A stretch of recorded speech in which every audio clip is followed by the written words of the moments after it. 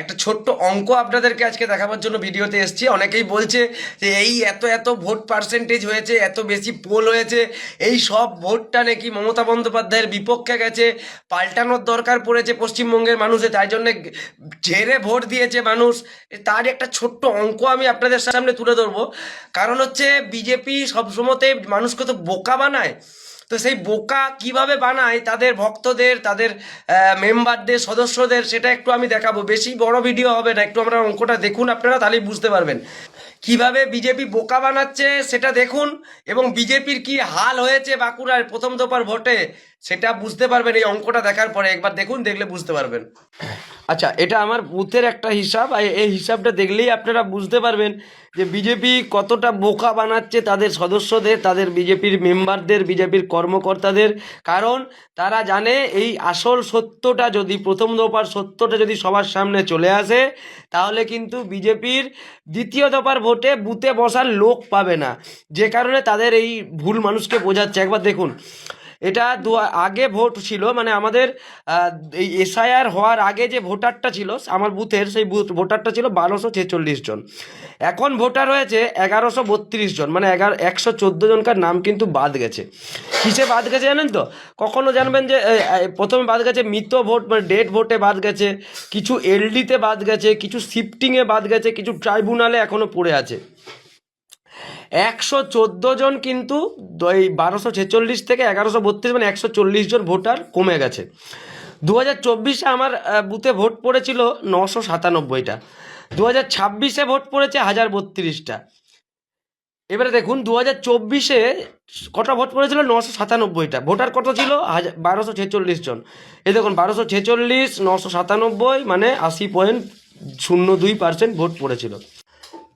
আর 2026-এ vote polling হয়েছে 1032, voter হচ্ছে 1132 জন। পার্সেন্টেজের হিসাব করলে 91.17%, যেটা 80% ছিল সেটা এখন হয়েছে 91.17%।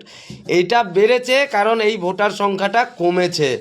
এই অঙ্কটা বিজেপি কিছুতেই আপনাকে কেন, তার বিজেপির ভক্তদেরকেও বোঝাচ্ছে না। আর ভক্তদের তো মাথাতে গোবর খেয়ে খেয়ে তাদের মাথাতে আর কিছু নেই যে তারা এই অঙ্কটা বুঝতে পারবে বা বুঝতে চাইবে। একবার ভাবুন, মাত্র ভোট বেশি পড়েছে কত? 41 জনের ভোট বেশি পড়েছে।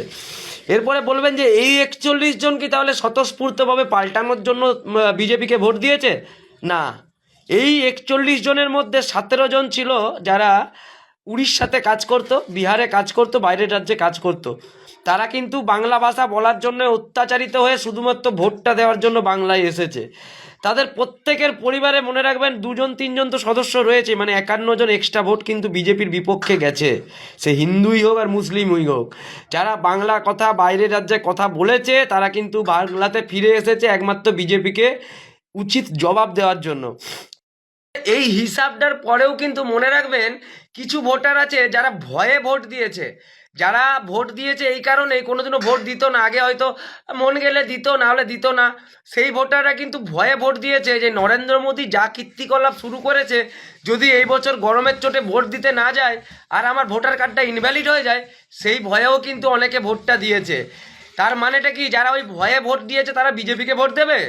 যারা এসআইআরের ভয়ে ভোট দিয়েছে, যারা এই কাগজপত্রের লাইনে দাঁড়িয়ে ছোটা দৌড়া করে বিরক্ত হয়ে ভোট দিয়েছে, তারা বিজেপিকে ভোট দেবে বলে আপনার মনে হয়? সেটাই কিন্তু বিজেপি এই বাঁকুড়াতে হয়েছে বলতে চাইছে দ্বিতীয় দফায় যাদের ভোট আছে তাদেরকে। তো আমি শুধু তাদেরকে একটা কথাই বলবো, যাদের দ্বিতীয় দফায় ভোট আছে, দাদা এই আপনাদের নেতার কথা শুনে নাচানাচি বেশি করবেন না। বাঁকুড়ার মানুষ, পুরুলিয়ার মানুষ, মানে প্রথম দফায় যাদের ভোট হয়েছে তারা কিন্তু মমতা বন্দ্যোপাধ্যায়কে ঝেড়ে ভোট দিয়েছে আর বিজেপিকে ঝেড়ে বয়কট করেছে। আপনারা সাবধান হয়ে যান। আপনারা ভাববেন যে বাঁকুড়ায় খুব ভালো রেজাল্ট হয়েছে, 100টা আসন পেয়ে যাবে বিজেপি, একটু নাচানাচিটা আপনারা বেশি করছেন, তো তার জন্য আপনাদেরকে এটা শুনিয়ে দিলাম, দেখিয়ে দিলাম। সাবধান হয়ে যান, এত নাচানাচি করবেন না যেটা অন্যের খারাপ লাগতে পারে, পরে রিয়েকশনে কিন্তু উল্টো চলে আসতে পারে।